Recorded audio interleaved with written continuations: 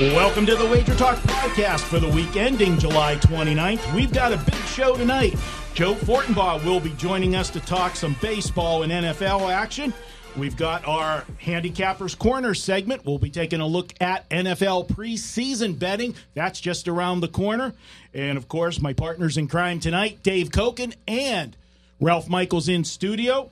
Behind the controls tonight, sitting in for Mark Seidel, is Ari Mizuraki. No, not the poker player. We've got Ari in here tonight running the controls. And, of course, I'm your host, Marco D'Angelo. So let's get this party started. Bring in Joe Fortenbaugh. We're going to welcome him to the show. You can follow Joe on Twitter at Joe Fortenbaugh. You can hear Joe weekday mornings in the Bay Area from 6 to 10 a.m. on 95.7 The Game. He's the host of the very popular morning show, Mornings with Joe, Lowe, and Dibbs. You can also catch Joe on his podcast, The Sharp 600. But for me, I still remember, and will always remember, Joe, hanging out with my good buddy, Mark Meltzer, down on Fremont Street late at night and ending up somewhere in Summerlin early in the morning at a burrito shop. Joe, welcome to the show, my man. Gentlemen, always a pleasure. Thank you so much for the invite today. And that burrito shop is specifically known as Roberto's. It's right in that gas station complex. I want to say off Charleston, and I can't remember the cross streets, but right near Queensridge, if you know those apartments. Those burritos, when I left a few years ago, they were like $4. I can't find a value like that anywhere in the Bay Area. I can't even get a gallon of gas for $4 these days. No, there's like 9 million Robertos around town, so if you're hungry at 4 in the morning, there's a Roberto's waiting for you. No doubt. Hey, Joe, I got to say, being a sports talk guy in the Bay Area right now, it can't be any better. I mean, you talk about, you just had the Warriors win their third, in the last 4 years, NBA titles. You've got the upcoming football season, all the buzz with Jimmy G and the 49ers after he rolled the table there, rolled the winning streak for 5 in a row to end last season. You've got the Raiders. They're going to be there for a couple more years. They hire the big name. They bring Gruden out of the booth. Then they'll be heading to Vegas. But the big story right now, what's got into the Oakland A's, Joe? This is a team, and you're right. You couldn't ask to fall into a luckier situation when it comes to talking about sports for a living based on everything that's happening here. I mean, you didn't even mention the Sharks, who were in the Stanley Cup final just a couple years ago and had that great series against your very own Vegas Golden Knights, which was the premier story in sports this season, in my opinion. For the A's, it's simple. They've won 26 of 33, and they're cooking with gas right now. Bob Melvin should be on his way to his third ever Manager of the Year. This may be one of the best jobs he's ever put together. One of the lowest payrolls in baseball. No surprise for the Oakland A's. That's been the MO for almost 20 years now. But they've found all of this young talent ready to pop at the same time. You look at what Matt Chapman is doing at third base. He brings power to the lineup, but he's headed for a Gold Glove. Matt Olson, he and Chris Davis knocked in 4 home runs the other night. Davis yesterday hits another 2 home runs. It's that mojo belief sort of thing, which I know is very hard to quantify when it comes to sports betting. But these guys are genuinely excited to play baseball every single night. They enjoy each other's company. They've got a very, very cohesive clubhouse. And right now, they believe they can hang with anybody. They believe that they can beat anybody given any situation. And you saw that the other night when they rallied from that massive deficit with 9 outs to play against the Texas Rangers, only to come back the next night, which was last night, to do it again to them with Chris Davis. So this all started on an East Coast road trip where they were going out to play. I want to say it was the Yanks, Boston, and Toronto may have been in the mix. And everyone was thinking, all right, well, maybe if they can find a way to split, you go on the road, you go 500 in that kind of scenario, you'll come home, you'll be happy. And they just kicked the tar out of their opponents. And I think that was the moment when they realized they were a team that could actually make some noise this year. There are a couple of elements of this team that indicate it's not such a surprise because baseball is such a bullpen-driven game these days. If you have a good bullpen, a reliable bullpen, you're going to have a chance to win a lot of games. Well, Blake Trinan has anchored what has turned out to be one of the best bullpens in baseball. They've added Yuris Familia from the New York Mets. And I mentioned that, Joe, because despite Oakland's constraints as far as payroll is concerned, we do know that a few years ago when they had a chance to make the playoffs, even though the trade didn't work out, they swung a pretty big deal close to the deadline involving Jason Hamill and Jeff Samardzija. They've already picked up Familia from the Mets. It didn't cost much in terms of prospects. I would not be surprised if, with a chance to make the playoffs, the A's go the rental route on somebody who's available at the trade deadline. I think you're right. There's so much talk in this town about how they need a new stadium. They got the Raiders getting ready to leave. You got the Warriors getting ready to leave. The A's are finally, for the first time in years, giving people something to rally around. And their attendance, despite all of this, has been absolutely brutal. I mean, early in the season, they dipped below 10,000 on a regular basis. And they've got some nice little gimmicks they try to put in play to draw people out. But you can't fall completely into the trap of, well, they just sold 50,000 tickets the other night. That was the Giants. Giants fans carried them to that sellout, let's be honest. So the A's realize, I think now, you've got the pieces. You've got a real-life shot. Bo Mel's only got 1 year left on his deal. The Yankees were going after him in the offseason, and they blocked that opportunity for an interview. So I think this year you will see some more moves in anticipation of the July 31st trade deadline, especially when it comes to frontline pitching. I don't think they're going to get too splashy with any monster names that are going to blow you out of the water, but if they can find some decent mid-level guys that can come in and carry a few innings, I think that's the target, because what you're seeing is a bit reminiscent of what we saw from the Dodgers and their analytically driven decision-making in the playoffs. Find a starter that can get you 5 innings, 2 trips through the order, and then the second the order's coming up for the third, turn it over to the bullpen for the 6th, 7th, 8th, and 9th innings. The A's, like you said, Dave, they have so much strength in the bullpen right now. That's what they're looking to take advantage of. They've got the bats, they've got the strength. They just need a handful of starters that can give them 4 or 5 reasonable innings. Much like you saw in the first Bay Bridge Series matchup when Edwin Jackson only gave up 2 runs through 6. If you can get Edwin Jackson to give up just 2 runs through 6, you're going to be in great shape in the eyes of the Oakland A's. Joe, you talked about the attendance, and it really hasn't turned around yet. But you look at the last 5 series, at Cleveland, at Houston, at San Fran. Then they hosted San Fran, at Texas, at Colorado. When they come back home, for those that don't know, Mount Davis was open for the first time in 13 years. That's the upper decks for that San Fran game. Are there going to be fans in the seats? They're continuing to build more and more interest, but this is a little peek behind the curtain. So working for 95.7 The Game, we're the home of the A's. But this town, and a lot of A's fans don't want to hear this, this town is very much driven by the orange and black in San Francisco, more so than you'll see in any of the other cities that feature 2 baseball teams. Yes, the Yankees will dominate New York, but the Mets still draw a lot of interest, similar to what you'll see in Chicago. It's a Cubs town, but the White Sox still have a very big fan base. Here in the Bay Area, I'd almost say it's 85 or 90% Giants, 10, 15% A's. And don't get me wrong, that 10, 15% of A's fans is extraordinarily loyal, extraordinarily passionate, and driven when it comes to the product. But outside of that, they don't have a lot of fringe, middle-of-the-road fans. Anyone that just wants to step in for a little bit on baseball is going to want to go to AT&T Park and is going to want to watch the Giants. The Giants do an excellent job of marketing their personalities. The Brandon brothers, Madison Bumgarner, guys of that nature. In Oakland, so many trades continuously happen with the best players that no one has any sort of confidence when it comes time to buy a jersey, because you don't want to see another Josh Donaldson type trade.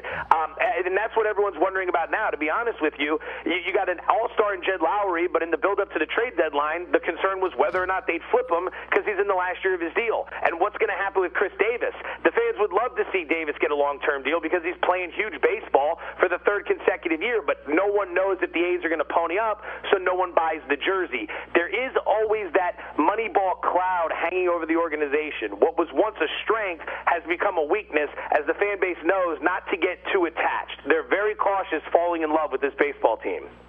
Joe, moving over to football, it's just right around the corner, and for the first time in quite a while, there's a lot of buzz about not one, but both of the NFL teams in the Bay Area. You've got Jimmy G with all of the buzz of the way they finished last season, and then they bring John Gruden out of the broadcast booth to take care of the Raiders for these couple years before they head off to Vegas. Which team is getting more buzz right now between the two?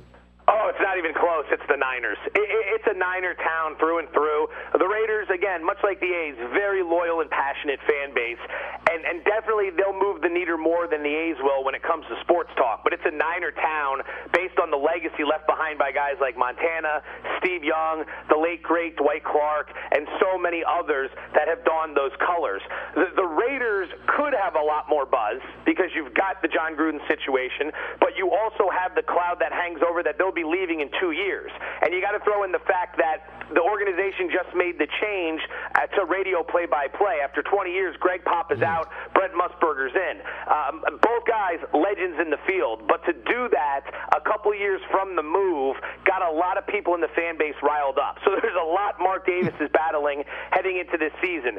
The Niners have all the love, but that's where guys like you and myself think to ourselves, could they be a bit overvalued this season? Love Kyle Shanahan and his play calling. Love what Jimmy Garoppolo brings to the table. But Garoppolo struggled on the deep ball last year. That's an area where he's going to need to improve. And this is a team that needs to get much better and much more efficient in the red zone. Conversely, they have issues up and down the secondary on the defensive side. You've got very young corners in guys like Akello Witherspoon, who there's upside, but there's not a lot of tape. Richard Sherman's coming off the Achilles, Jimmy Ward at safety, Jaquaski Tart at safety, Adrian Colbert. These are guys without a ton of experience or consistency, so that pass defense is going to have to rely heavily on a pass rush led by DeForest Buckner and a couple of former first-round picks who have not yet reached their potential. Last year's Solomon Thomas, and then a few years ago out of Oregon, Eric Armstead. Combine that with the fact that Reuben Foster's suspended for the first 2 games of the season, as well as the fact that the first 4 games of the season feature a road date at Minnesota to open the year. They'll come home to play Detroit, which is winnable, and then you're on the road against Kansas City, followed by a road date against the Los Angeles Chargers. Wouldn't shock me to see them go 1-3, and it doesn't surprise me to see that the win total has dropped from 9 to 8.5 since it opened over at the Westgate. Well, that's where I was going to ask you, Joe. It is at 8.5 at the Westgate, and everybody looks at those 5 games they won at the end of the season, but let's be realistic. They played bad teams, or the good teams that they played in that 5-game stretch, mainly Jacksonville and the Rams, had nothing to play for when they played the 49ers. So there was a spot where that's a really, to me, misleading 5-0 to finish last year. How do you see it if you had to bet this, the 8.5 over or under?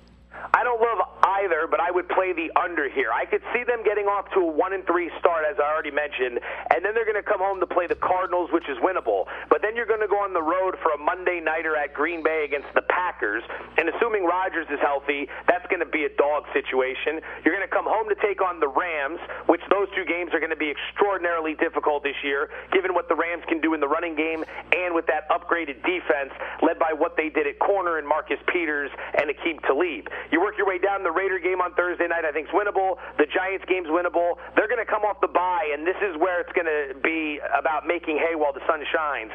At Tampa and at Seattle, followed by home dates against Denver, Seattle, Chicago, and then at the Rams to conclude the season. If they can close really strong, if they can hover around, keep their confidence, and close strong, they'll get there. I just don't see that happening. I think this is a scenario where late last season, a lot of people bought in for good reason. I think there's a lot to get excited about here, but now I think this is almost what we saw with the Raiders last year. 2 years ago, they win 12 games. We all start talking Super Bowl. Then they fall way back. They finish sub 500. They miss the playoffs. I could see the Niners this year, with all this hype, stumbling a bit and finishing around 8-8. Another year in the Shanahan system is a good thing, but they're going to need to figure out how they work Pierre Garçon into the offense.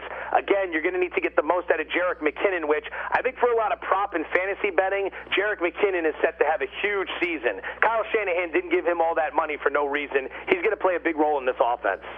Joe, when you look at the Raiders and trying to figure what do you assign for a home field advantage this year with the Raiders? Because I can tell you as a sports fan, I've never had to go through what the Raiders or fans are going through, losing a team like that.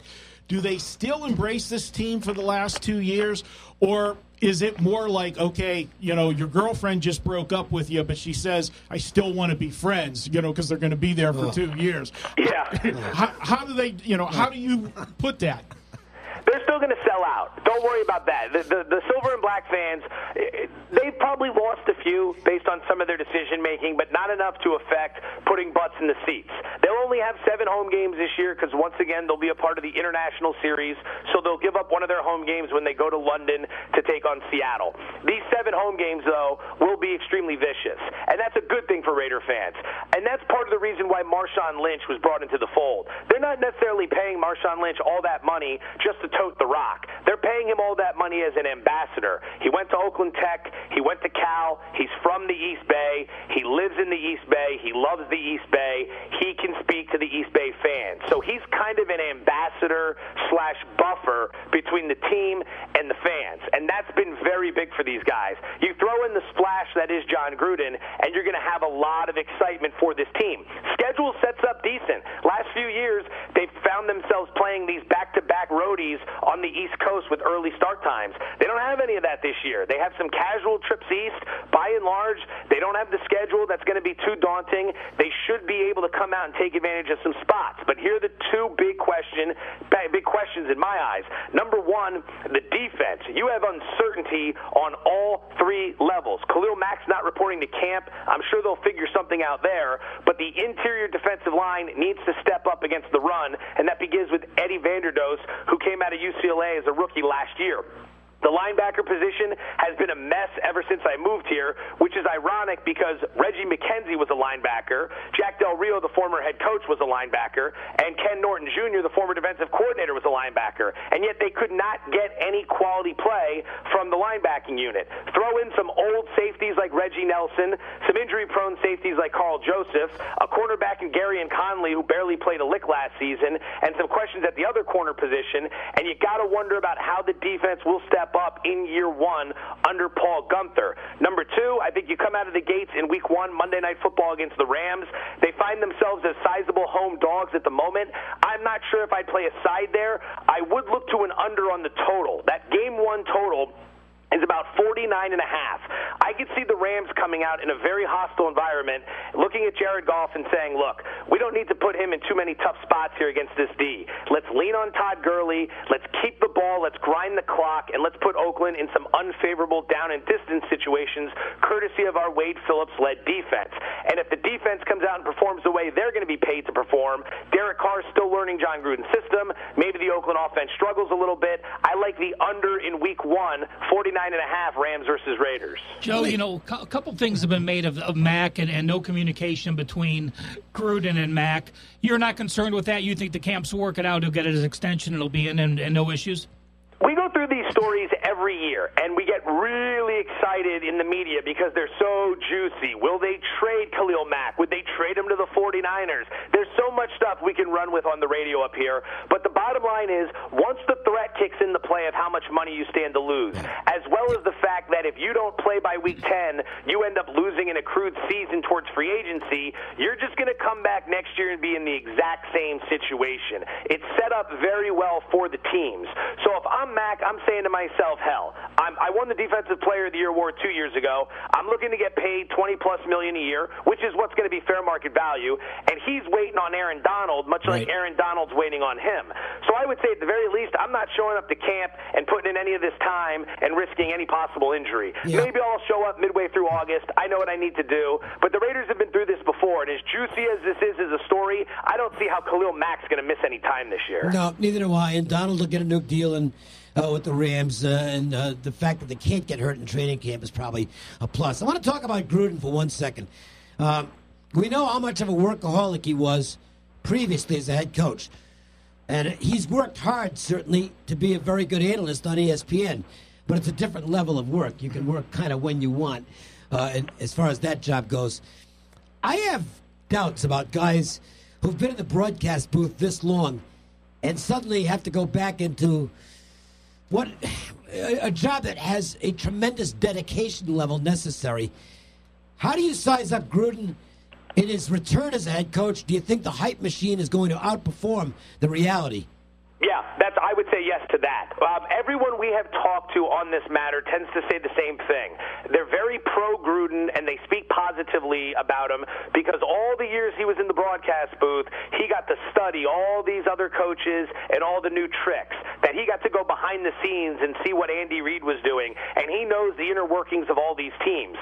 I mean, okay, I'm sure that's an advantage, but you still need to put the personnel together to go out and execute. And all the moves they made this offseason were a bit puzzling. I can't say they were bad moves yet because we haven't seen how they're going to transpire on the field, but I'm not that excited about some of the decision-making. For example, let's go back and look at what they did in the draft. They were hell-bent on getting Mike McGlinchey, the offensive tackle out of Notre Dame. They had the 10th pick. They lost that coin toss to the Niners at the Combine, which gave the Niners the 9th pick. The Niners go out and take Mike McGlinchey.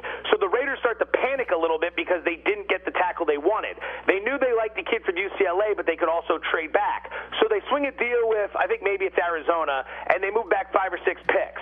It's essentially the exact same deal that Buffalo traded up for. It was the same amount of picks, just a little bit earlier in the draft. Buffalo came up to like 6.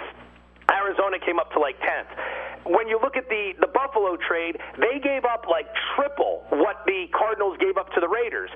And one of the picks the Raiders acquired in the trade was this third rounder they used on Martavis Bryant. And everyone's trying to tell me this Martavis Bryant trade is such a great one. Here's how it works with Bryant. He plays well this year, and then his contract's up and he heads out to free agency and he gets paid elsewhere, or he doesn't play well this year, and it was a waste of a draft pick. Either way, I don't see how he's going to make that much of an impact for the Raiders when you've already got Amari Cooper and you just spent all that money on Jordy Nelson. Maybe he makes a couple plays, but I don't think it was worth giving up a third-round pick for a guy who's only going to play one season. So a lot of the veterans they brought in have been older guys. There are some interesting questions that need to be answered, and how he works with Derek Carr is going to be interesting too, because the big knock on Carr was that he was not pushed hard enough by the coaching staff previously, and that this new coaching staff is pushing him as hard as humanly possible. What's the situation with bringing in the fullbacks and the tight ends and saying they're going to play? What has Derek Carr said about that? What do you mean? Well, Gruden's talking about bringing in the new innovations and yet signing fullbacks and tight ends. Throw it back to like 1998. Absolutely. Carr's a really hard worker who's going to buy in and wants to win. Carr is a deeply religious man. I don't think you have to worry too much about whether or not the work ethic is going to be there or that the focus is going to be there. I don't, and a lot of us, to be honest, can't figure out if Gruden's screwing around with some of those conversations or if he's being serious and he's trying to throw people off his scent. I mean, if you want to come into today's day and age NFL and you want to play smash mouth football with a fullback and a couple tight ends, be my guest. But what happens when you fall down 14-3 in the third quarter? Are you still going to try to run it between the tackles with your two fullbacks and your tight ends, or are you going to air the damn thing out? You paid the quarterback $25+ million a year. He's the guy that's got to drive the offense. Otherwise, you just wasted a ton of money in a salary cap league that does not allow for mistakes at that position. All right, putting you on the spot. You obviously follow both teams close. We actually have a line because they face each other this year in San Francisco. If they were playing each other week one, everybody was in camp healthy. What do you make the San Fran-Oakland line at a neutral setting? I'd probably have San Francisco out there maybe like 2.5. I don't know if I'd want to go the full 3 because I think there's some wrinkles that can come out from the Raiders and an advantage having not seen a lot of what they're going to do on tape. But I also like the idea of the Niners. A, you probably got to make them the favorite because they're the hype machine.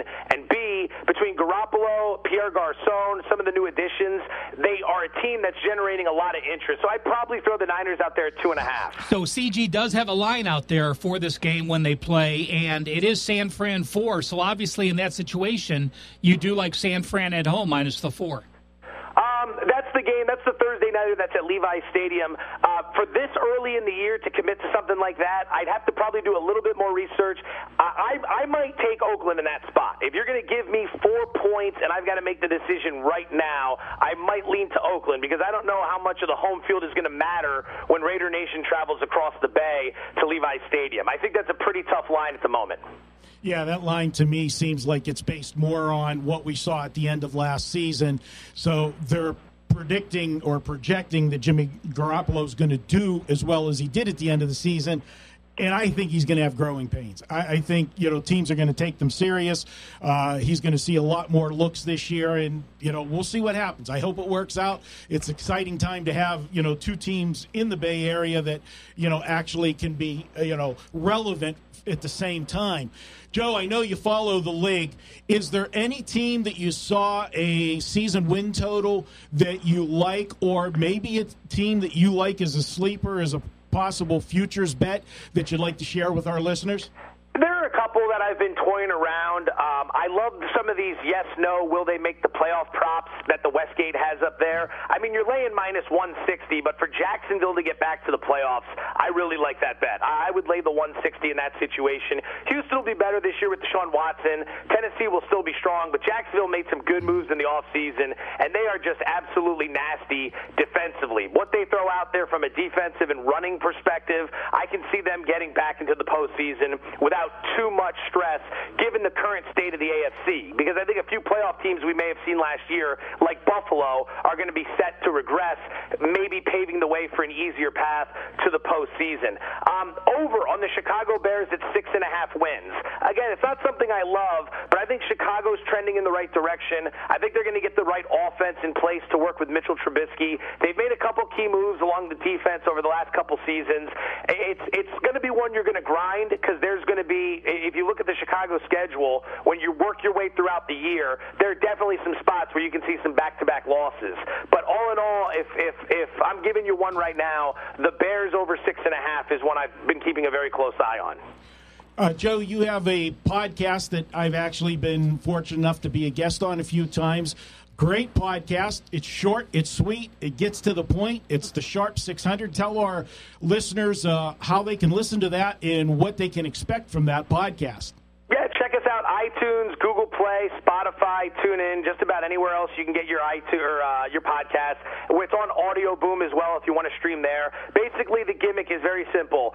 10 to 15 minutes tops. We run it like it's one radio segment. Get in, give some information, have an interview with a great guest like yourself, Marco, give a few more nuggets of information, and get out. People are very, very much in a hurry these days, so we're trying to provide them with as much information packed into as tight a window as humanly possible. So it's called the Sharp 600. Give us a shout. We've got all of our divisional previews rolling out beginning next week. Good stuff as always, Joe. Appreciate you being on the show and look forward to having you on again down the road once we're in the season.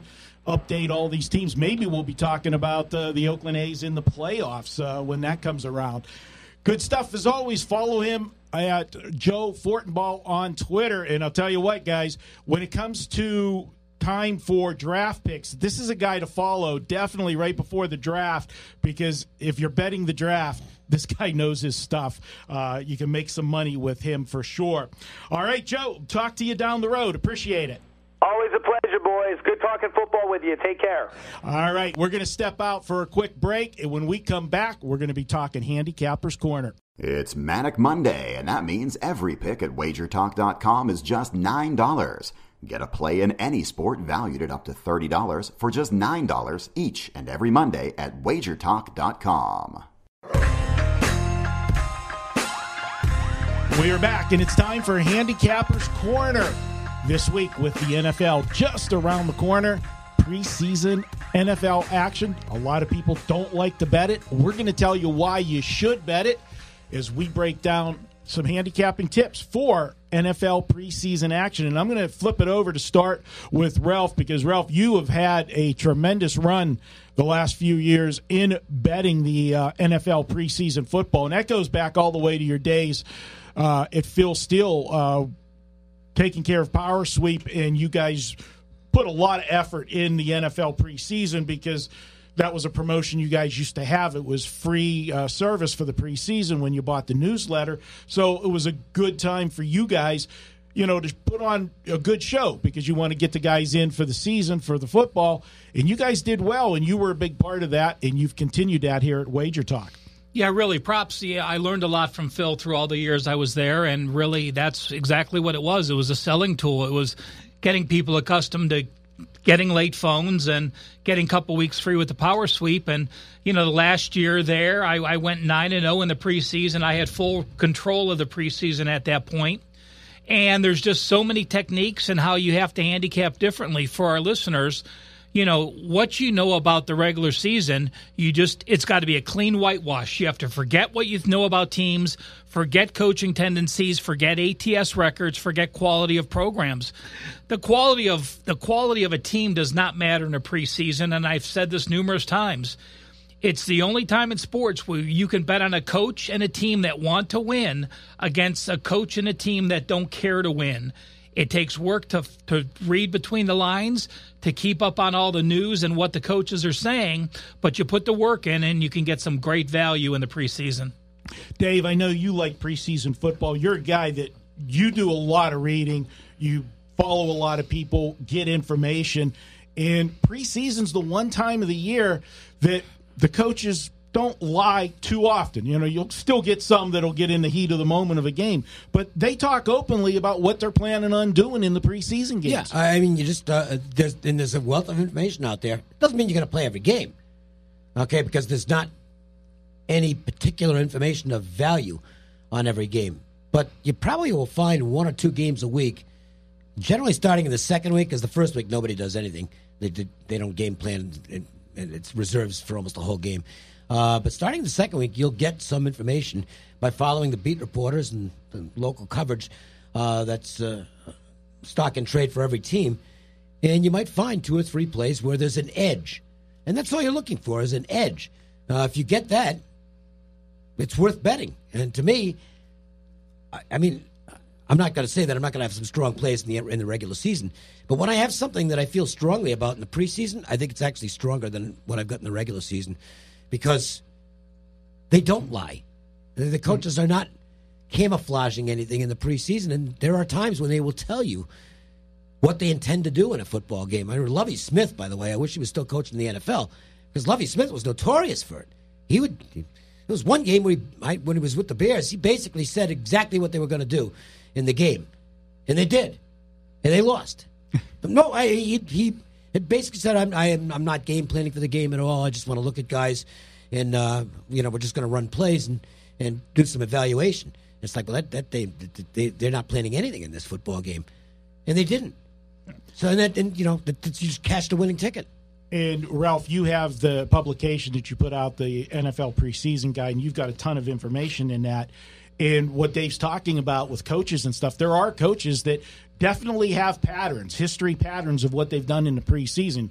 You talk about Lovie Smith. My favorite guy, God rest his soul, Marv Levy. You want to talk about a guy he just automatically was a go against in the preseason, and you made money. And look at that, because this is one of the times where it does factor in there the histories of some of these coaches.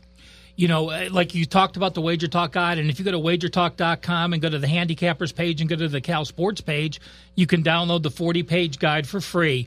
It has the schedule on there, and while the schedule is useful now, I fill it out every week with the stats, the lines, the over-unders where you can follow, but it has this year's quarterback rotations, and more importantly, it has the quarterback stats for the last 3 years on what those kids have done. So if you have a quarterback, that has been with the program multiple years, that is now the number 2 or 3 quarterback that's going to take the majority of snaps, and you have the same head coach and same OC, those are the situations you're looking for. There are 18 new offensive coordinators this year in the NFL. That's an amazing amount.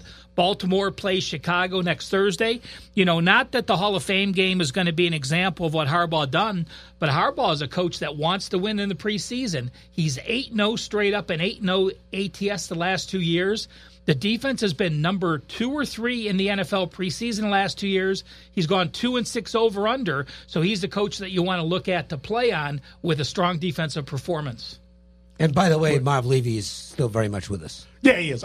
God rest his soul for all those point spread wins that he gave me in the preseason. Marv Levy, who will be celebrating his 93rd birthday on August 3rd. Can we bring him back to coach a few preseason games? Could, yes. Because I'm sure he still doesn't care. And Marv Levy could still probably coach some regular season games and win them. He was a great coach.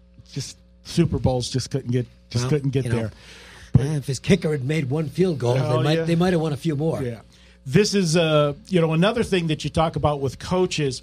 When you get a young coach maybe getting his first head coaching job in that, I think you get some sense of excitement with him and the team. And a lot of times they play to win those games because they want to instill that winning attitude right away. Because obviously, if it's a brand new head coach, his first job, he's probably taken over one of the teams that wasn't that good, and you need to instill that sense of confidence. I'll look at that as well. One of the other things I'll look at, I don't know if you look at this or not, Dave, but a lot of times and I haven't looked at this year's schedule to see if there are any of them, but if you get two teams that meet in the preseason that are actually scheduled to play during the regular season, and it's an early game, maybe in the first 6 weeks. They're not going to show anything. It's vanilla as can be, and you can end up looking at maybe looking at the total in that situation because they're not going to want to show a lot offensively, and that's a spot where I will look to do things and find an edge like that. Here's the bottom line in the preseason: if you hear somebody say that anybody who bets on NFL exhibition games is crazy, that's a person who's not a very smart NFL bettor. Yeah. Period. Because there are definitely bettable situations in the preseason. Yeah. A couple of those to bring up to our listeners is teams that have only 3 quarterbacks. It's a big difference if there's only 3 guys taking the snap and 4 guys. The Detroit Lions are a team this year that'll keep an eye on. They have Stafford, Jake Ruddick, and Matt Castle. Well, Ruddick is the guy the last 2 years that has had 107 pass attempts in preseason. They only passed the ball 140 times. He has a 7-1 ratio and a 60% completion over 2 years. So then you have Stafford, and then you have Castle going against rookie quarterbacks in the fourth quarter. Big edge for that. Another thing to look at is when you have mobile quarterbacks in the fourth quarter, there are so many broken plays that a mobile quarterback can often run for first downs, break coverages, or run for touchdowns. So if you have mobile quarterbacks late, it's a big advantage as well. Yeah, and one last angle when you're looking at totals, and again, it goes back to coaches where they tell you the truth. If 1 week they struggled maybe running the football, and the coach makes a comment about that, in the post game or in his press conference that week, hey, we got to work on our running game. The offensive line didn't do their job well, this and that. Well, they're going to come out and run the football the following week, and that's something to look at. If you're running the football in preseason, you're chewing up clock. That's going to shorten the game. Look at those kind of things to find edges. And the last point I'll give you on a point spread, I know we talk about it all the time during the regular season. You always want to get the best number. Preseason's the one time that it's okay not to get the best number all the time. Don't be so scared about that 2.5, that plus 2.5. You couldn't find that 3, because a lot of times that 3 is never going to come into play, because if the game comes down to it late, and it's a field goal to tie the game, they're not going to kick the field goal. No, they don't want overtime. They don't want overtime. If they score a touchdown and the extra point ties it, they're not kicking the extra point. They're going for 2 because they want to end it there. So that plus 2.5 has more value than during the regular season. So don't be scared of laying that kind of number. The other thing is, if you're looking at the guy, there's 3 years logs in there. Pay attention to the totals. People get so afraid to play 33 and 34 totals week 1 and 2 when you shouldn't. Mm-hmm. And then they're afraid because there's such a big jump up week 3 when people are playing starters into the third quarter that you get totals in the high 30s or low 40s. So make sure you look at how a team does in those game situations. There's some teams, Tennessee used to be an example, that would play their starters week 4 and not week 3. So it was a great example to look at. So really, there are no set techniques. When you have new coaches, you have to find those trends, follow them, and be able to pounce on them when you have those advantages. Yeah, one thing, and I don't know how you feel on this, Dave, but this year with so many new starting quarterbacks on teams, changing teams, I've never seen a year where we've had big-name quarterbacks switching teams. Do you think that we see them a little bit more than we would normally see? I don't know. I'll find out from the coaches. That's where you'll find out when they tell you. And that's why you have to research this stuff. All right. That's going to add a little wrinkle to this year's handicapping the NFL preseason. All right, guys, great segment. We're going to take a quick break. When we come back, we're going to break down 3 of the weekend's best games for you in Major League Baseball. And then, of course, we'll finish off the show with our best bets.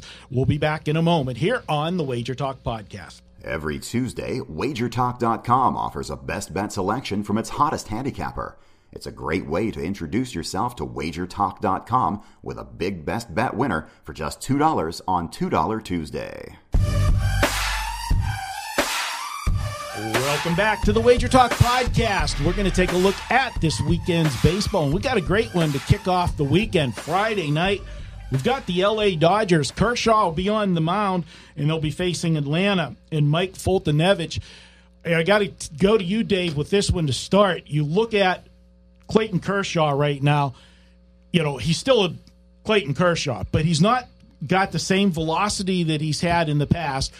His ERA is still good for every other pitcher, but for Clayton Kershaw, it's not what we've seen, and he's only been giving them the 6 innings recently. How do you see Clayton Kershaw in this matchup against Atlanta? Well, I don't think he's 100%, and I think that's got something to do with some of his struggles, if you want to call them struggles. He's still pretty good.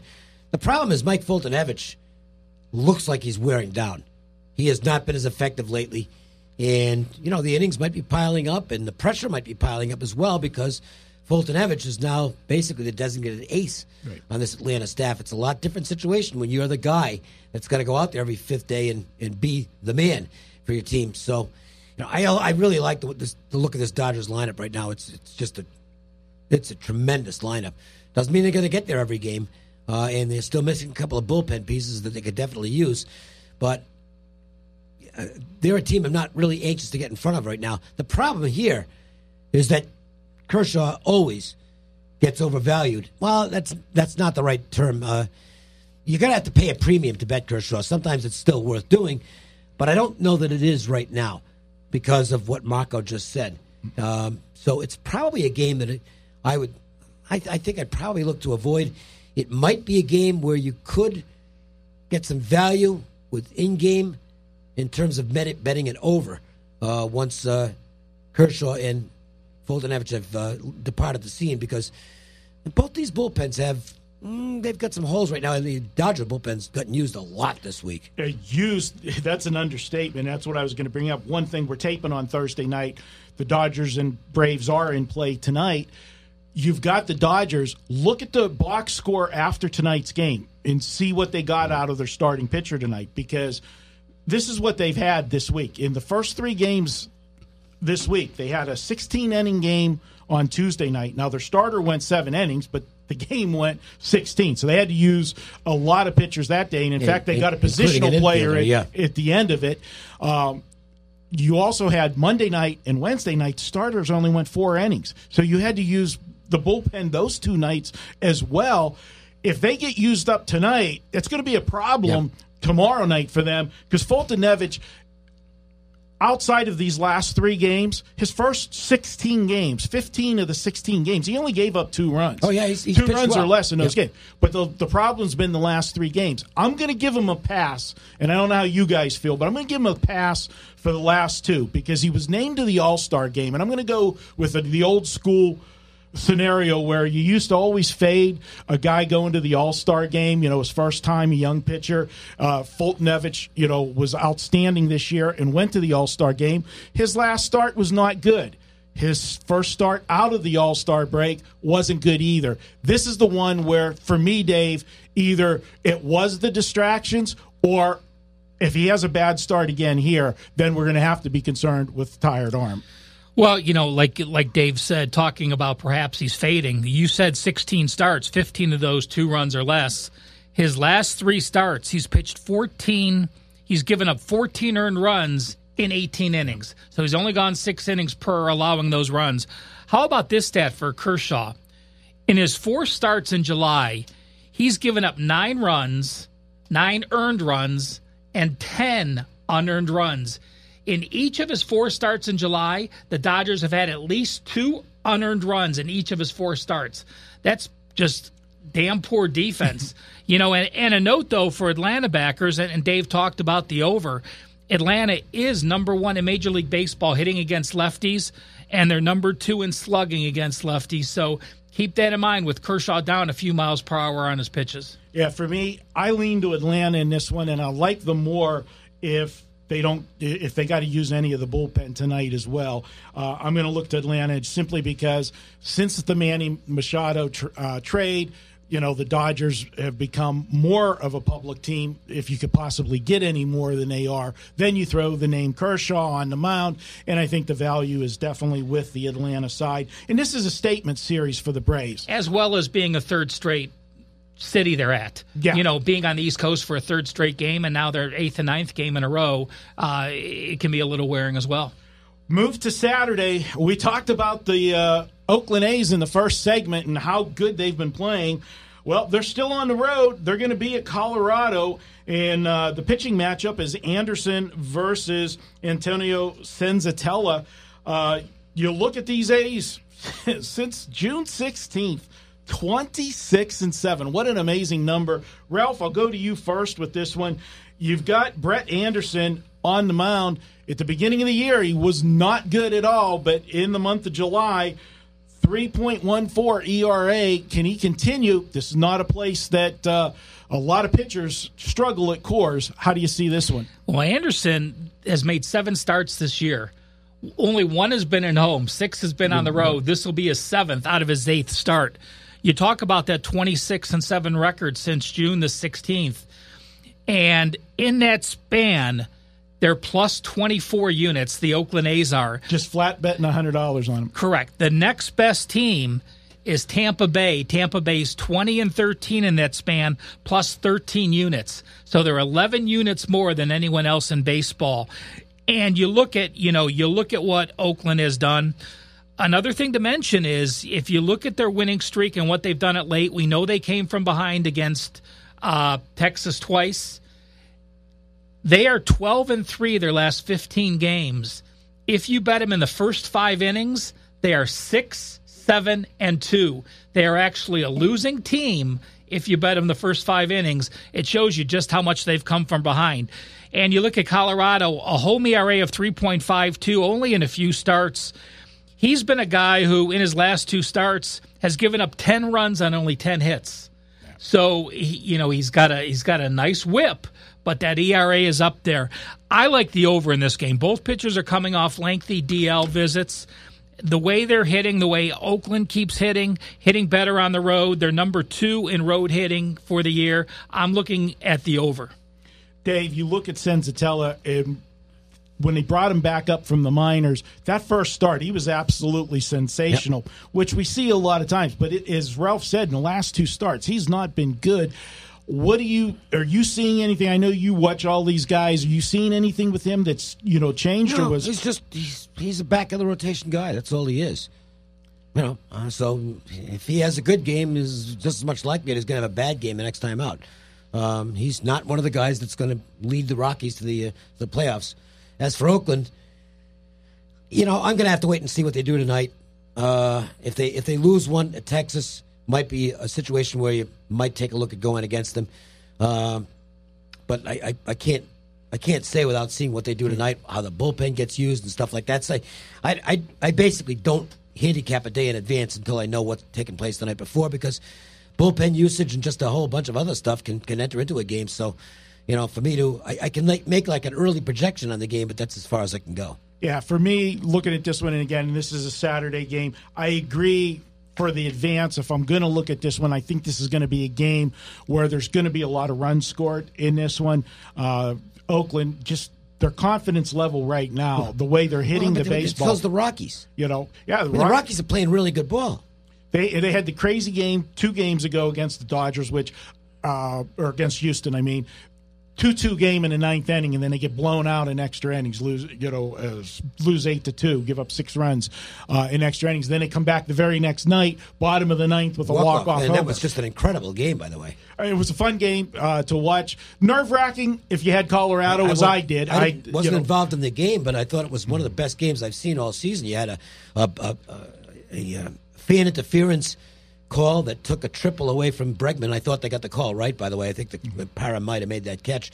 Then you had a sacrifice fly on an infield pop-up foul where the guy tumbled over the railing and Tapia's running at third base and was heads up enough to realize, hey, this guy's just went over the railing. I can score from here, and he did. And it turned out to be a huge run. I mean, it was a great game. Yeah. I love watching, I'm old school, so I like watching pitchers' duels. But when you get a pitcher's duel in Coors, oh, I mean, yeah. Yeah. And they were good. That was legitimate. Yeah. I mean, John Gray has really thrown the ball well since he came back up. And, well, Houston's just got one power arm after another. And remember John Gray, just for our listeners, last year he had a tremendous run in the second half as well. And so far, signs are he's going to be another good second-half pitcher. So that's what we're looking at with this one. I agree with Ralph on the over. Head to Sunday night. And I got to tell you, these two teams are rivals. And they got to be tired of seeing one another because we've got the Cubs and the Cardinals again. They came out of the All-Star break. They played that Thursday night game. Then they had the doubleheader in there. They played a 5-game series, and they're turning around and playing 3 more again right back at it. You got Hendricks and Gant on the mound. Hendricks, not the Hendricks that we saw last year. And he's been really bad on the road.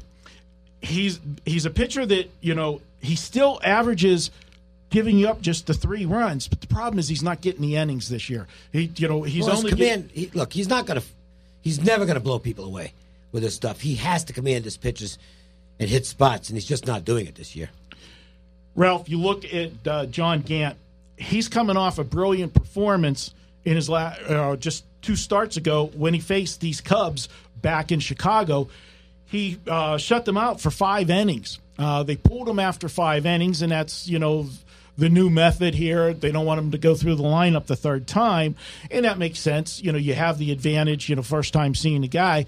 But now facing the Cubs right back, so soon, I think it gives the Cubs a big advantage facing Gant the 2nd time. Well, Gant actually pitched an inning of relief last night. Yeah. We're taping on Thursday. He pitched an inning of relief on Wednesday and then going to start on Sunday. So, Gant's a guy that, replaced Waka, from the injuries. And, he started on July 6th, didn't pitch again to the 15th of July, pitched in relief, started on the 21st, pitched relief on the 25th. So you're not sure what you're going to get. And, you look at Hendricks. Dave talked about home and road dichotomy. At home, a 3.53 ERA. On the road, 4.7. And in his last 11 starts, 8 of those times he never even made it out of the 5th inning. So you talk about second time through the lineup for both guys. It's a game that I'm going to look, for the over. But who would have thought we would have been talking about Cubs St. Louis and St. Louis actually being in 4th place in that division with a 51-51 record behind the Pirates? Yeah, the only thing you can say for St. Louis is this is basically the season for them, this series. They had that 5-game series last week. They needed to go 3-2 at least in those 5 games in Chicago, not to lose more ground and have to win this series. But this matchup going to Sunday, I'll see how the first 2 games of the series plays out. But having to pick the side right now, I lean to Hendricks in this one just because I think the Cubs' bats are going to get to Gant in this one. But Hendricks, we know he's going to go out there and give up 3 runs. So depending where they set this total at, if I think they're going to get to Gant, I would have to agree with you that we're probably looking at it over as well. All right, guys, that takes care of the weekend preview in Major League Baseball. We're going to step out for a quick break. When we return, it's Best Bets. We went 2-2 last week. We're 21-18 over the last 15 weeks. Let's see if we can get you a 3-0 sweep this week. We'll be back in a moment. It's Manic Monday, and that means every pick at WagerTalk.com is just $9. Get a play in any sport valued at up to $30 for just $9 each and every Monday at WagerTalk.com. Welcome back to the WagerTalk Podcast. We're going to take a look at best bets for this week. Before we get to the best bets, I got a special offer for all of our listeners. If you use coupon code POD100, that's coupon code POD100, get $100 off any package priced at $2.99 or more at WagerTalk. That's right, any package, $2.99 or more. Use coupon code POD100. All right, guys, it is best bet time. I've got a best bet for Friday night, so I'll start it off. And we're going to take a look at the L.A. Angels on Friday, and they're going to be playing Seattle. And you talk about home-road dichotomy. Well, this is one of the biggest mismatches I've seen as far as looking at home and away stats. You look at LeBlanc for Seattle, the guy just never loses at home. They're 11-0 this year with him on the mound at home. His ERA at home is 2.67. His whip is 0.92. But you take him out on the road, and that ERA balloons up to 4.58, and his whip is 1.42. Difference of day and night with him on the road as opposed to home. Now, for Haney, for the Angels, just the opposite. This guy at home has been unbelievable this year. 6-1 record with an ERA of 1.33 in his last 8 home games.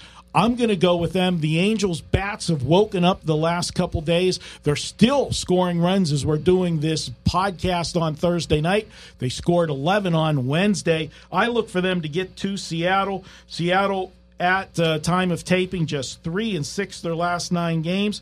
But more importantly, Seattle has been in a hitting slump, scoring just 3 runs in 9 of their last 11 games. I'll make the L.A. Angels my best bet for the podcast this week. Ralph, what do you got on Saturday? You know, I'm going to go to my hometown Indians and go with Mike Clevenger. And Clevenger's actually lost 3 straight starts. It was to the Yankees. It was to Cincinnati when they were hitting up a storm, and then he lost last week to Texas. And he also lost his last start to the Tigers. They're playing at Detroit. Liriano is a guy that may get traded. He may be on the block, doesn't know for sure where he's going to be playing. In his home starts this year, he has 5 home starts for Detroit. He's got a 5.47 ERA. Indians are number 2 in baseball hitting against lefties. The Indians have beaten Detroit 21 of the last 25 times. They've dominated the Tigers.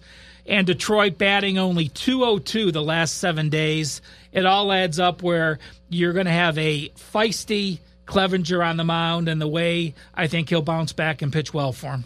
Dave, you're going to give us an NFL season win total.